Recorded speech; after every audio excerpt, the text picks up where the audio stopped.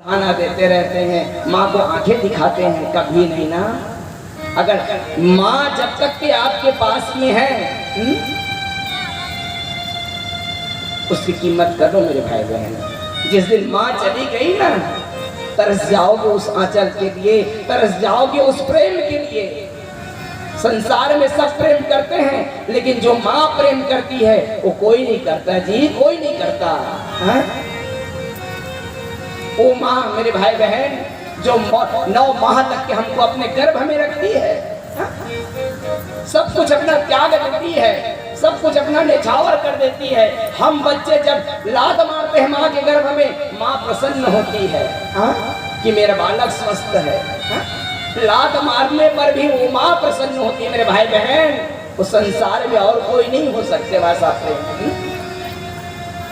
9 महीने तक के 24 घंटे उस वजन को उठा करके रखे रहती है। अगर मैं किसी को बोल दूं ना 4 किलो का वजन तुम 24 घंटे जो है अपने पेट पर बांध करके रखो, क्या हालत हो जाएगी। लेकिन वो माँ जानती है ना उस पीड़ा को, उस वेदना को माँ जानती है मेरे भाई बहन। 9 महीना तक के हमको गर्भ में रखती है और भगवान से कामना करती रहती हैं कि मेरे बालक स्वस्थ हो। भोजन, आस, नींद सब कुछ त्याग लेती है वो माँ 9 महीने के लिए हमारे पीछे। हम लाद भी मारते हैं, माँ प्रसन्न होती है, मेरा बालक स्वस्थ है। 9 महीना तक के हमको गर्भ में रखती है वो माँ। और जब बालक जन्म हो जाता है खुद तो गीले में सोती है वो माँ और हमको सूखे में सुलाती है मेरे भाई बहन। खुद गीले में सोती है और हमको सूखे में सुलाती है वो माँ। कहाँ पाओगी जी ये प्रेम? जो माँ का प्रेम है ना मेरे भाई बहन, सर्वोच्च प्रेम है। माँ का स्थान संसार में दूसरा कोई नहीं ले सकता जी, कोई नहीं। पिता भी नहीं ले सकता माँ का स्थान।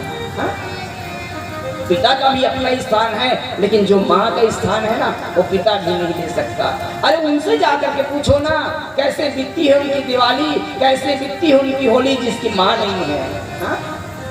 उसको जाकर के कभी देखो, उनसे जाकर के कभी बातें करना। जिनकी माँ नहीं है जाकर के पूछो भैया तुम त्योहार कैसे मनाते हो, वो बताएंगे आपको कि माँ का कमी क्या होता है। आज हमारे पास माँ है ना तो हम उसकी कीमत नहीं समझ पा रहे हैं। थोड़ा सा कोई बात होता है हम माँ को लाल आंखें दिखाने लग जाते हैं, थोड़ा सा कोई बात होता है तो ऐसा मानो हम करने लग जाते हैं कि हम ही बहुत कुछ हैं, कम पढ़े लिखे हैं, ऐसा हम सोच लेते अपने माँ बाप को। कभी नहीं ना। तुम जो जितने भी तुम पढ़ लो, जितने भी तुम पढ़ जाओ, लेकिन संतान हमेशा माँ बाप के लिए छोटा रहता है मेरे भाई बहन। कभी माँ बाप से अपने आप को ज्यादा मत समझना। तुम जितने भी ज्ञानी हो, जितने भी पढ़े लिखे हो, वो तुमको पैदा किए हैं, उनके गर्भ से तुम जन्म लिए हो। जिस समय माँ संतान को जन्म देती है मेरे भाई बहन, उस समय शरीर का मानो सभी हड्डी टूट रहे हों एक साथ, इतनी पीड़ा माँ को सहन करनी पड़ती है उस समय। ये पीड़ा बाप सहन नहीं करता ना, माँ करती है। फिर भी माँ प्रसन्न रहती है उस पीड़ा को सहन करके। वो पीड़ा को भी सहने के लिए माँ तैयार रहती है अपने संतान के लिए। और वही संतान थोड़ा सा बड़ा हो जाता है, थोड़ा सा पढ़ लिख लेता है, अपने आप को बहुत बड़ा समझने लग जाता है। कहाँ पाओगे जी ये प्रेम जी? जब तक कि माँ की आंचल है, माँ है आपके पास, खूब उनका सेवा कर लो, खूब उनसे मीठी वाणी बोल लो। अगर माँ एक शब्द बोल दे ना तो संतान उससे लड़ने के लिए भी तैयार हो जाते हैं। संतान लाल आंखें दिखाना प्रारंभ कर देते हैं। माँ को अगर छींकिया, माँ का तबीयत खराब हो जाए ना तो बच्चे लो ना वो तो माँ है। और अगर पत्नी को थोड़ा छींक आ जाए तो पूरा जो है धमधा का जो मेडिकल छान कर लेंगे। हाँ? मेरे भाई बहन, सबके लिए करो प्रेम, लेकिन माँ के लिए ये करो। हाँ? माँ सर्वोच्च है, माँ को कभी नहीं भूलना। सबको संसार में भूल जाना, लेकिन उस माँ को मत भूलना जिसने तुमको जन्म दिया है। हाँ? अपने स्थान में रख करके देखो ना, तुम भी तो एक दिन किसी की माँ बनोगे, तुम भी तो पिता बनोगे। अगर तुम अपने माँ बाप का सम्मान नहीं किए तो तुम्हारा संतान कैसे करेगा जी? हाँ? तुम्हारे बच्चे भी तो देख रहे हैं ना, तुम कितनी सेवा कर रहे हो अपने माँ बाप की। तुम जब सेवा नहीं करोगे अपने माँ बाप का तो तुम्हारे संतान कैसे करेंगे? इसलिए जितना हो सके माँ बाप की सेवा करो। कहीं से भी आओ, माँ को एक शब्द मीठे से वाणी बोल दो, उतने में प्रसन्न है जी। नहीं चाहिए तुम्हारा संपत्ति माँ को, नहीं चाहिए तुम्हारा जायदाद, नहीं चाहिए तुम्हारा डायमंड का हार माँ को। हाँ? माँ अपने संतान के जो है वाणी से ही प्रसन्न रहते हैं जी। माँ चाहती है कि मेरा लाल जहां भी रहे वो सुख से रहे। एक ऐसी एक माँ थी जिन्होंने अपने सुंदर बालक का पालन पोषण किए। गरीब माँ थी वो, उनके पास कुछ भी नहीं था, लेकिन वो माँ चाहती थी कि इनके पिता तो नहीं है, मैं ही माँ हूँ, मैं ही पिता हूँ, इनको ऐसा पढ़ाऊँ, मेरे बालक को ऐसा लिखाऊँ। माँ उस बालक को पढ़ाने में अपना सब कुछ निछावर करती। बालक को खूब पढ़ाई माँ, और यहाँ तक के छोटा सा अपना जगह था उसको भी बेच दी वो माँ उस संतान को पढ़ाने के लिए। ये सत्य घटना है। उसको भी बेच दी वो माँ अपने संतान को पढ़ाने के लिए। और वो संतान जो है पढ़ने के लिए बाहर चले जाते हैं। बाहर जाते हैं, बाहर जाने के बाद में उनका जॉब लग जाता है। उनका जो है सुंदर जॉब लग जाता है, वो अपना जो है सुंदर नौकरी करने लग गए, अधिकारी बन गए वो बेटा। और उसकी बूढ़ी माँ घर में जो है इंतजार करती रहती थी। शुरू में तो कुछ दिन तक वो बालक अपने माँ से मिलने आए। फिर वो लड़का सोचने लगा, मैं गाँव यहाँ जब बैठता हूँ मैं इतना मेरा मान है, मेरा सम्मान है, लोग आकर के मुझे नमस्कार करते हैं, और मैं गाँव जाता हूँ वो मुझे कोई सम्मान नहीं देते। क्योंकि वहाँ तो चाचा ताऊ लोग रहते हैं, चाचा ताऊ थोड़ी ना सम्मान देंगे। तो बालक जो है लड़का धीरे धीरे घर जाना बंद कर दिया। गांव में मेरा कोई सम्मान नहीं होता, यहाँ सब आकर के मेरी सम्मान करते हैं। जाना बंद कर दिया। वो बूढ़ी माँ रोज राह देखती थी कि जैसे महीने बीता मेरे लाल कैसे नहीं आए, मेरे लाल कैसे नहीं आए।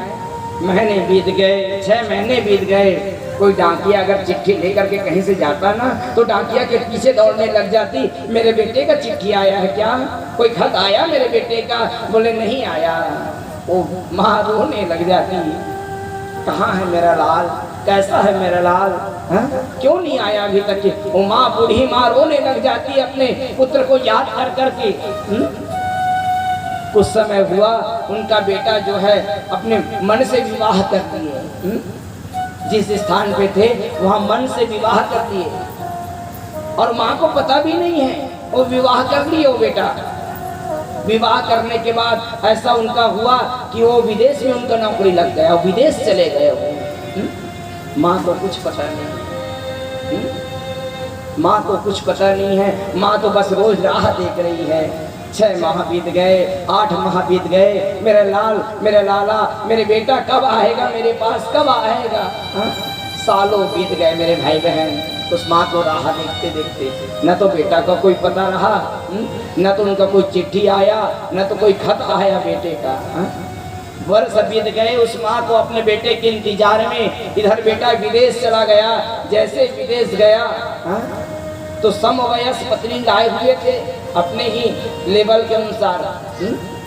ऐसा कुछ कहा सुना हो गया दोनों में, पति पत्नी में। पत्नी बोली, मैं क्या तुमसे कम हूँ? मैं क्या तुमसे कम हूँ? जब दोनों में विद्रोह हो गया, जब दोनों अलग हो गए विदेश में जाकर के, तो बालक जो है, वो लड़का जो है चिंता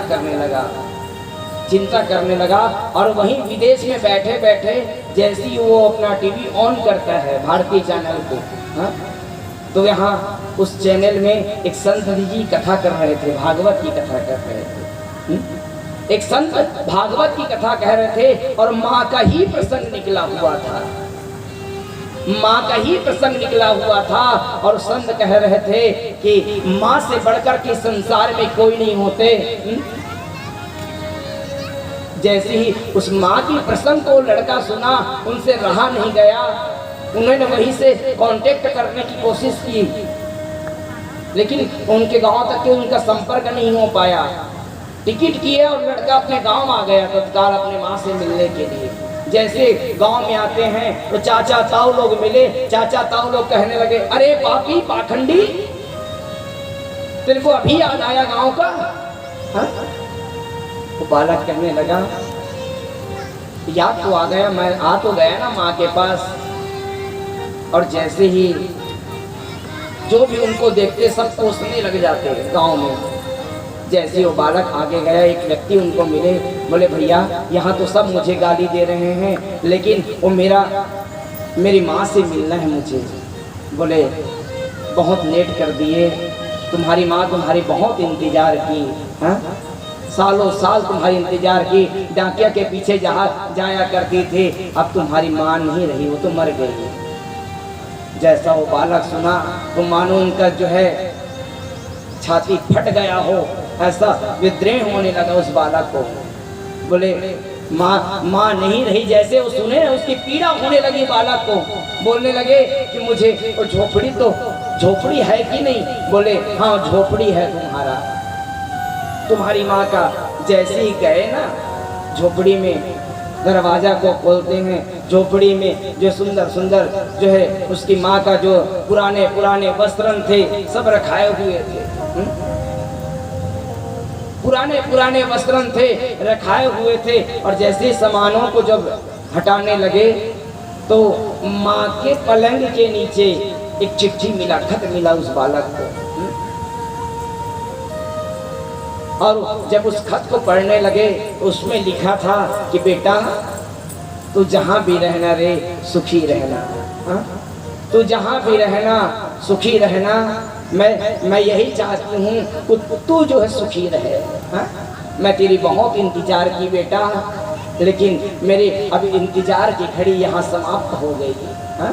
मैं तेरे को बहुत इंतजार की, सालों साल तेरे इंतजार की, तेरे खत का इंतजार की बेटा, लेकिन ना तो तू आया ना तो तेरा खत आया।